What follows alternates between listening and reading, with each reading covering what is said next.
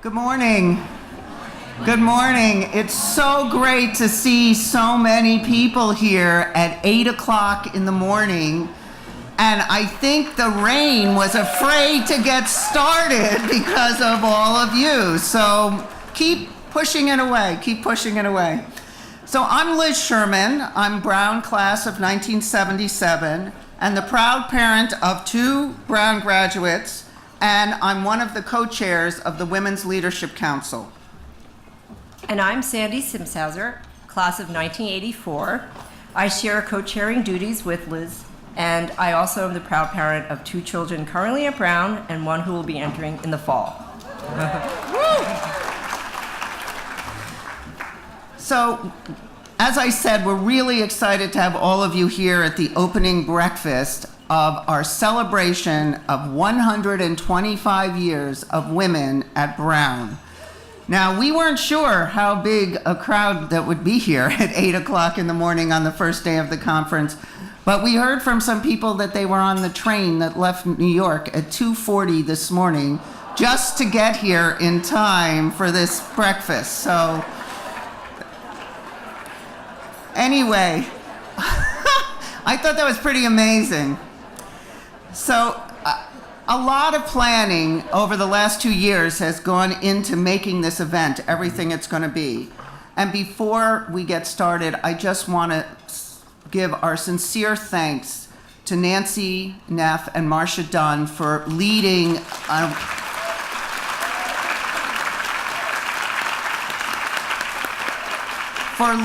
our magnificent steering committee who put together all the events that you're going to enjoy for the next 2 days. And if you see any of them, and they all have little flags on their name tags that say steering committee, please say thank you to them. I also want to thank our president, Chris Paxson, and Pat Watson for being such strong supporters of the work we do at the WLC, the Women's Leadership Conference, and of making sure that we had the strong support of a lot of staff people here at Brown to make this conference really successful. So when you see staff people who are directing you, say thank you to them. They were here at incredible hours this morning and were here late last night. It's a lot of work to make us all happy, so please thank them also.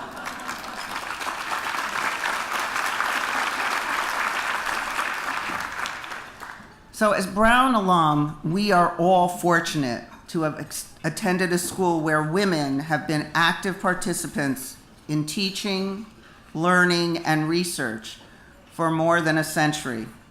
From the first strong group of women who started the Women's College at Brown, who raised the money in a really bad economic time to start that group that we're studying here at Brown, to Pembroke, and today to being just part of the same college that the guys are, we have made a mark in society through a variety of industries, through a wonderful legacy that endures to today. We're grateful that you've all taken time from your busy schedules to be with us at this conference.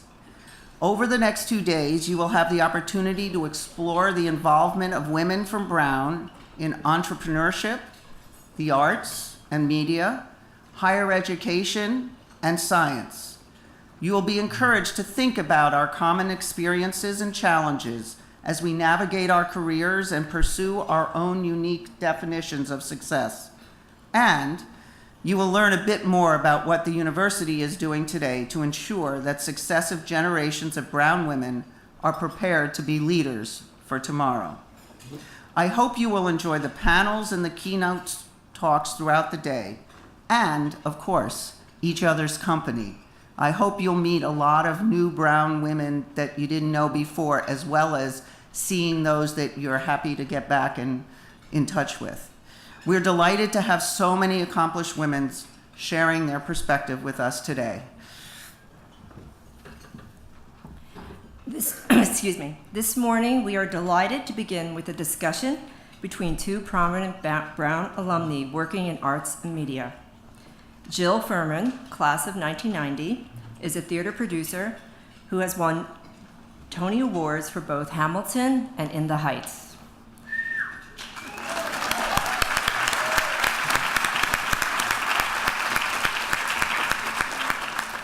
Her work includes elements of raising capital, advertising and marketing, and helping to shape the creative form of each production. She has said that her goal in producing is to bring something unique and surprising to the stage without losing the commercial appeal. Her company, Jill Furman Productions, is currently working to bring Hamilton to London's West End and put together a national tour for the show. She is also developing a live musical for a cable television network and an independent film and a new musical. She holds an AB in art history from Brown and an MBA from Columbia. She also serves on Brown's Advisory Council on the Arts. Our second speaker is Perry Peltz, class of 1982, who is a documentary filmmaker and public health advocate. She began her career as a television news journalist working for both Dateline and ABC's news magazine program 2020. She recently showed her latest documentary, Warning, This Drug May Kill You, at Brown. The film focuses on the U.S. opioid epidemic from the perspective of 4 affected families and is currently airing on HBO. Her previous documentaries for the channel include Risky Drinking, Remembering the Artist Robert De Niro Sr., and The Education of D.D. Ricks, which explores the disparities in the United States healthcare system as seen through the lens of an unlikely friendship between 2 women battling breast cancer. Ms. Peltz is a storyteller of the highest caliber, and her interest in public health, poverty, and race relations have inspired her to illuminate the deeply personal effects of American society's most pressing problems through film. She holds a Bachelor of Science in Psychology from Brown and a Master's in Public Health from Columbia University. At Brown, she currently serves on the President's Leadership Council and the New York Committee for the Brown Together campaign. Please join me in a round of applause for Jill Furman and Perry Peltz.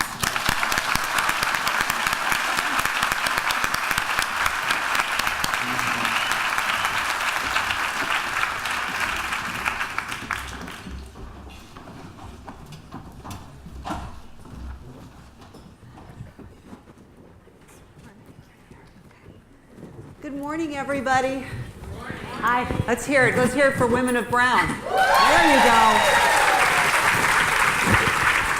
We're going to do that one more time during this talk to get it really going. Jill, good morning. It's such a treat to be here with you. I'm delighted to be here. I'm flattered to have been asked, and it's really wonderful to be supporting Brown. Okay, so let's go back. When you got to Brown, did you already know that you were interested or going to go into the entertainment industry? I knew at the time I wanted to go into the film business. So, I grew up in a family that was peripherally involved with the film business and just very interested in theater and film. And I was reading Variety at a young age, and and like guessing the box office grosses. I mean, kind of nutty stuff. Well, let's back up. You were guessing box office grosses? Yeah, my family is really into it. We had Oscar nomination contest. Tell everybody a little bit about your family, because you do have this in your blood, really. My father, Roy Furman, is an investment banker whose specialty is media and entertainment, but he's also a prolific theater producer. And actually, we'll get to this, I guess, but he's the reason I got started in the theater business. But when I came to Brown, I thought I wanted to be in the film business, but I studied art history because the only thing offered, and I don't know what it's like now, but it was the film offerings were semiotics, and for me it was too theoretical and esoteric. It didn't have a practical application for me. So, but art history was very helpful because it was the first time I was evaluating art in a critical way and really analyzing it, and it's something I continue to do in my business now. That's actually really interesting. I remember, I think when I was at Brown, there was a class that was known as clapping for credit. Does anybody remember this? Or am I making that That's up? hysterical. I don't remember that. It's entirely possible that I'm making it up. Okay, so Jill, so you get here and you're an art history major. Yes. Tell us a little bit about how that kind of informs the direction that you go in as far as winding up in the career that you do. Well, I didn't know if I wanted to be in the art industry, but I tried. I worked at a few galleries, and then I just realized it wasn't for me. So then I had a few film-oriented internships, and I just decided to try the film business. And I worked in New York at a talent agency first, and then I went to LA, and I worked there for 3.5 years in the film business. And then I came back, got my MBA, because I wanted to start a production company. And I just thought, most producers, I wanted to be a producer, and most producers don't have MBAs, but I just thought it would be helpful for me. I was scared of numbers. I was, liberal arts college, art history background. I didn't take math at Brown because I didn't have to. I just thought it would be helpful for me, and it would legitimize me. So I got the MBA, actually then made a small independent film, which nobody saw. Unless you saw it in my living room, you did not see it. It didn't get released, but we went to a few festivals. But it was a good learning, and I raised all the money independently. And I think having that business background was helpful for that. And then my father started producing theater, and he started a little production company to do so. And I associate produced a few plays with him, and so that's how I dipped my toe in the water. And that's really how you then make the turn into theater? Yes. Tell everybody, because I think it means a lot of different things in different industries. What does it mean to be a producer in the world of theater? In the world of theater, it's pretty all-encompassing. You are responsible for raising the money for shows, for booking theaters, for finding material, for developing material, and then you're intimately involved with putting together projects, with helping with the casting and advertising and the marketing, and just sort of shepherding the project from inception to completion, or hopefully forever, or for a very long run. So and there are different kinds of producers in theater, but that's when you're a lead producer or something, when you're on the top line and you're in control, that's what you're doing as a producer. There are a lot of producers in theater. They're co-producers, and they're brought on to help raise money for the shows, and they either write checks or they raise it, and they're integral to the process, but they're not on the firing lines. They're not in control at all. They're going to meetings, but yeah, because something that I always find that drives me a little bit crazy in my end of the industry, not at HBO because the projects are funded there for the most part, but you can have a film that has 25 producers on it. Yes. And it doesn't mean a whole lot, right? Because it was people that were, not that raising money isn't, obviously it's very important, but so it does mean a lot of different things. One of the things that I know that you take very seriously in your job is looking for talent and discovering talent. Talk to us a little bit about that. Well, the thing in my career that I am proudest of is the fact that in 2003, someone called me, actually an actor who was in the movie that I produced, called me and said, you need to go see this tiny little show that's being workshopped in the basement of the Drama Bookshop, which is, black box theater, just tiny. And that's what I do. I go to readings, I go and scout material. And he told me that it was a Latino Rent. A Latino what? Rent. I think you said a rant. Oh, no, okay, Rent. Rent. That too. And I thought, okay, everything's a something Rent, but okay, I'll go check it out. And the show was very different from what it became. I don't know if any of you saw In the Heights, but it was. Yeah, let's hear it for In the Heights. It was, Lin-Manuel Miranda he wrote it, and he was playing the star Usnavi, and I just was totally blown away by his talent, and it was changed significantly. That was in 2003. We didn't get to Broadway till 2008, but I just knew that I had to be in business with him, and so there are other people who were interested in him and who believed in his talent, but who didn't put their money where their mouth was. Like I just said, I'm on board. Like I want to be in your life, and so that's and that's the reason I was involved with Hamilton, and it completely changed my life, and and it changed his life too. I mean, I joked with him. It changed my life. Seriously, I've seen Hamilton 6 times, and the last time that I went to go see it was for one reason, which was I was having a problem working through something in the film that I was working on at the time, and I always find going to Hamilton gets the creative juices going in a way and makes you look at things in a different way to help solve an issue that I was dealing with. It's an extraordinary That's fantastic. creative experience. Did it help? It did, actually. I don't, we can decide whether it actually impacted in a better way, but it did. But it's extraordinary. So go ahead. So it's for me. I don't produce that much because it's a labor of love, and I want to be really passionate about what I do, and I want the sound to be unique. I want the story to be fresh, but it has to be commercial because it is a business. But I just knew Lin-Manuel had something, and so I was lucky enough at the time. I worked with the guys who produced Rent and Avenue Q, and I learned so much from them because I was a newbie. I really didn't know what I was doing, but it was very helpful to work with them. And I know that the show wouldn't have happened without them, but it also wouldn't have happened without me. So that has made me feel good throughout my career. And I used to joke. I joked with Lynn probably in 2003 or 2004. I said, I think you're my meal ticket, and he said, I think you're my meal ticket. And it's sort of proven to be true in both ways. So it's nice. But you know what, Jill? It's an extraordinary thing what has happened, what Hamilton is, how it has impacted. I want to say theater, but it's so much bigger than theater. Mm-hmm. Tell us a little bit about what that experience has been like for you. Well, there are really not enough superlatives to describe how incredible it has been. We knew we had something very special. Could not have possibly imagined that it would become what the phenomenon that it became. It became part of the cultural conversation very early. And we knew very early at the public because, we had like Busta Rhymes was there at the second preview, and like Hillary and Bill came, in the first week, and then Michelle Obama was there, and Tom Hanks, and and it became this really buzzy thing. So we knew that it was becoming something. And then David Brooks wrote an op-ed piece in the Times, which to me, I thought it was extraordinary because I don't know if it's ever happened. I certainly don't think it's ever happened during the previews of a show off Broadway.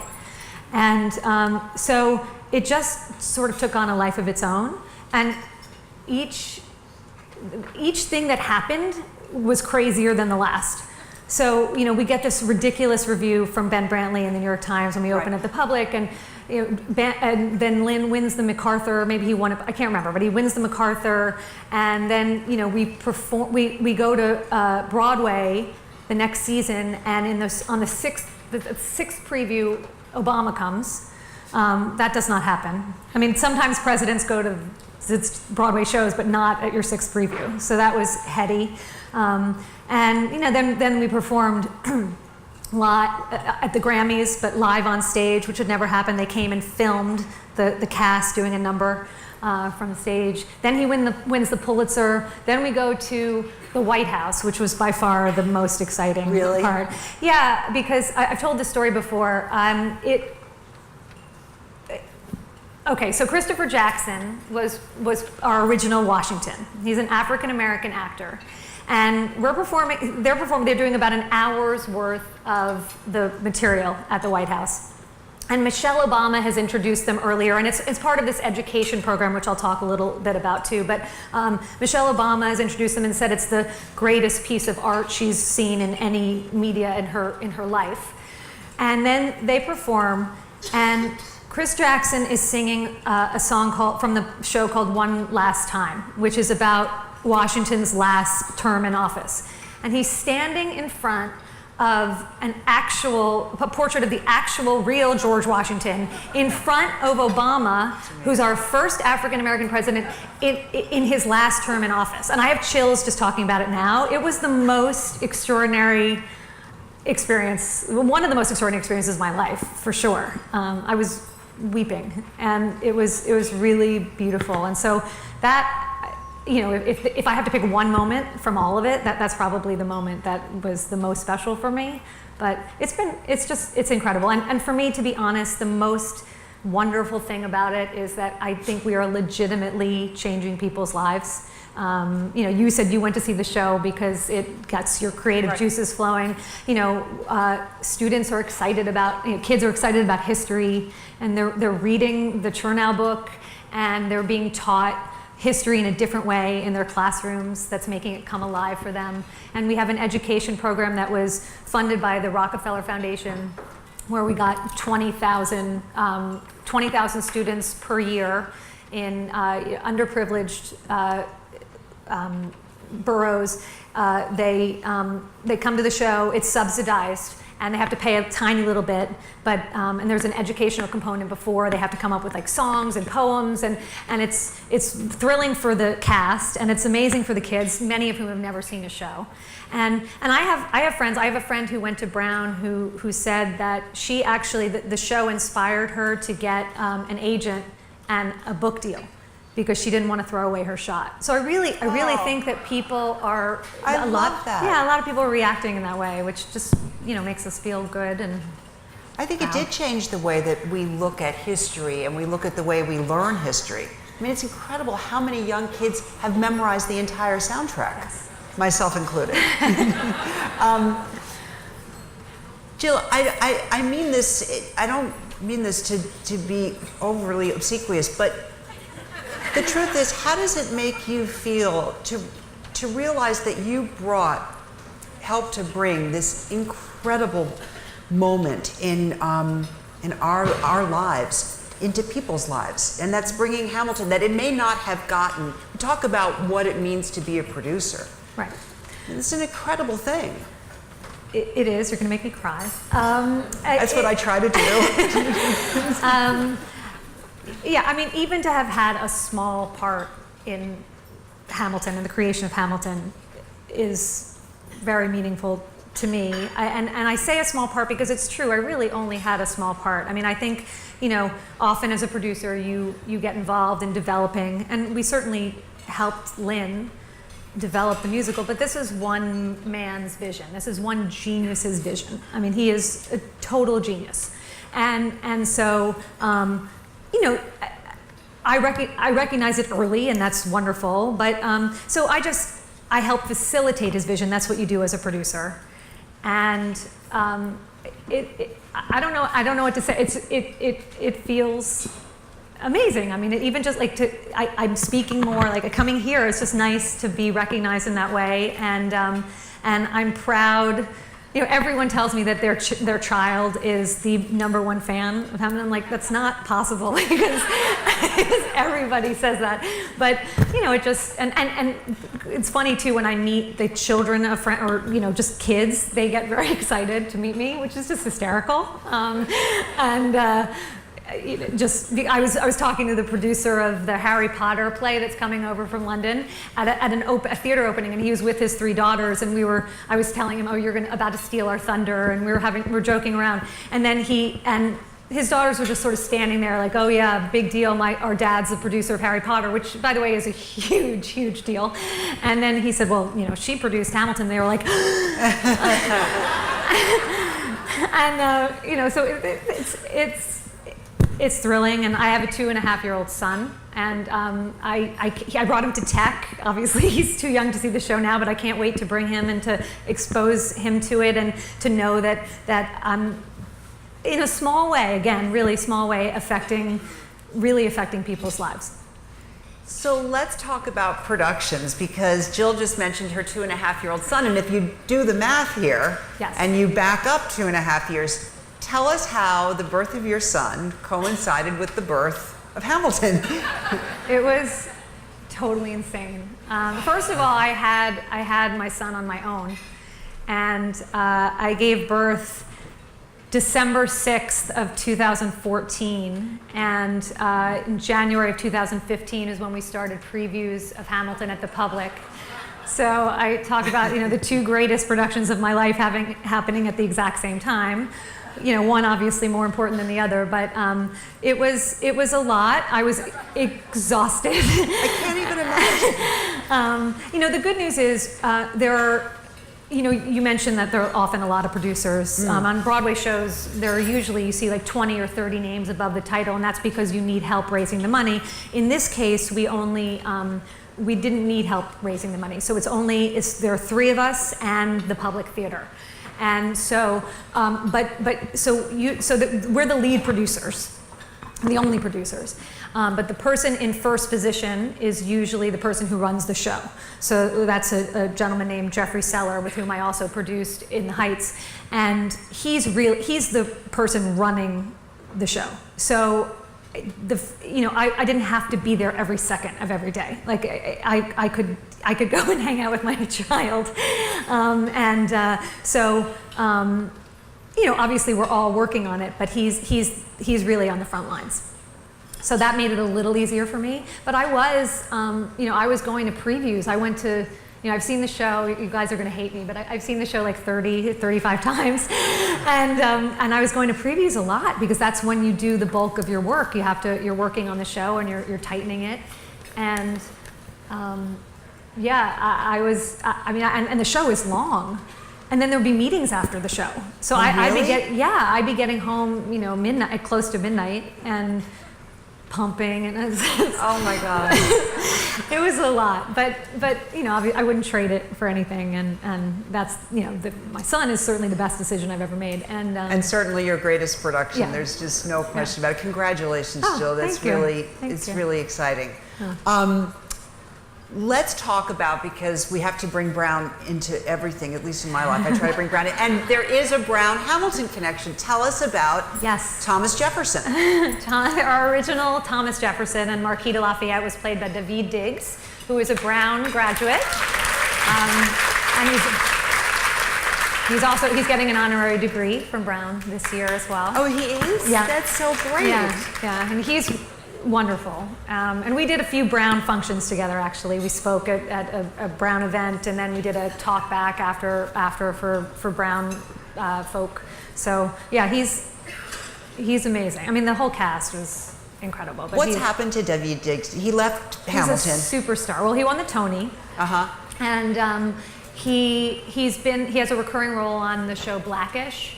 And he has a rap group called Clipping, which he's had for a long time, but they've become, a bigger deal because of Hamilton.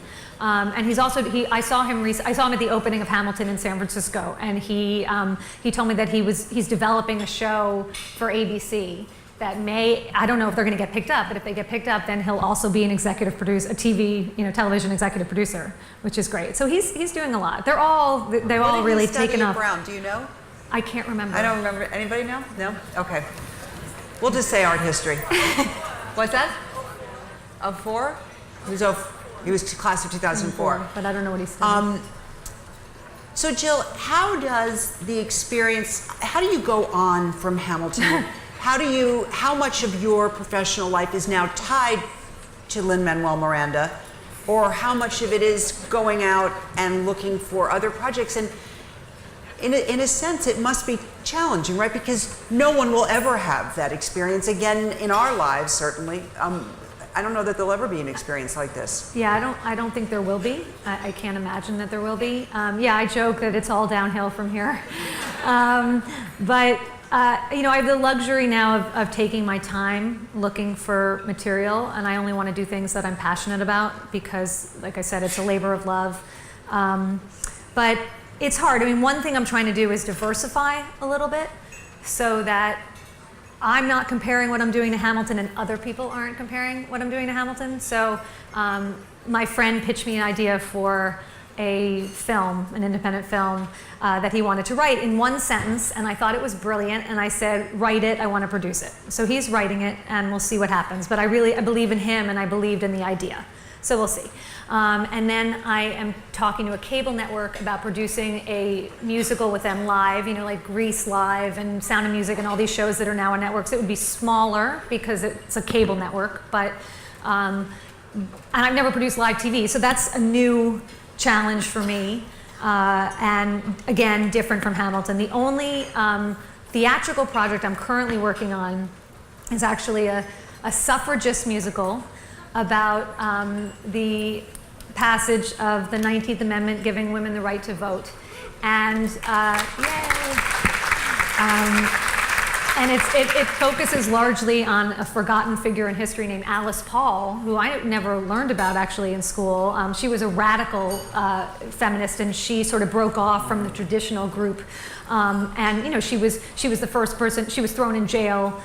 She started picket lines at the White House, and so it's an inherently dramatic show. The centennial of the passage of the amendment is 2020. It was written, it's being written by a young composer, lyricist named Shana Taub, who I believe is a real comer. And, I don't like most of what I hear, but this really seemed special to me. And, when we thought Hillary was going to win the election, we thought, oh my God, this is the perfect time for this show. But now it's actually even more important, we think. So, so we'll see.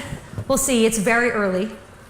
But, it'll be largely staffed by a creative team of women. And it'll be similar to Hamilton in that it's a historical musical. It'll be contemporary music. It'll have contemporary resonance. So, I don't want to be, that worries me too. I don't want to be like the Hamilton girl, like, oh, now all I do is like, history musicals. But, right, exactly. Franklin next. Exactly. When we talk about, obviously, the incredible success that you've had in your career, we all know, though, that the entertainment industry is very, very challenging, very hard to get into. What would you say to everybody here who perhaps have children who are interested in going into the entertainment industry, because it is so difficult? And you have had this incredible success, but you know well how hard it is. What is it that people need to know? Well, I think that if you're interested in the business, you should reach out to as many people whom you admire in the business as possible. Not everyone is going to respond, but some people will. I always do if someone reaches out to me. Because you just never know what you might learn from that person, if that person might have a job available. I think that's important. I think networking in general, especially with women and in different industries, is very incredibly helpful. And just go for it. And sort of, you don't have to know what you want to do when you're in your 20s, obviously. But once you've figured out, if you pick a lane, because there are different ways to enter the entertainment industry, and they're different. You could directing, produce. There's so many different things you could do. So. And then for some people, school, getting a degree is helpful, a second degree. Not imperative, but helpful. So sitting here and talking about careers in entertainment, as we talk about 125 years of women at Brown, why is it, Jill, so important to make sure that there are women in entertainment? And it's obviously something that we've seen talked about in the Oscars and the representation of the Oscars, but it actually really matters. Talk to us a little bit about that. Yeah, well, my industry is run by white men, and I think, unfortunately, many industries are. I do see changes afoot, which are encouraging. 2 of the 4 people nominated for the Tony Award for Best Play this year are our very own Lynn Nottage and Paula Vogel. And I should have done research, but I don't know if that's actually ever happened. The 2 women, it's great. And then all 4 of the musicals nominated for Best Musical have lead producers who are women, and 2 of whom are in first position. So they're really, like I said, they're really running the show. And so I think things are happening. But I do think it's, our story, especially right now, we have to fight the fight, and our stories we need to be heard, and our stories need to be told. And it's not that men can't contribute to telling those stories, but who can, tell them better than we can. So I think it's really important. That's absolutely right. I think on that note, I want to say thank you, Jill. It's such a pleasure. Congratulations. Thank you. It really is.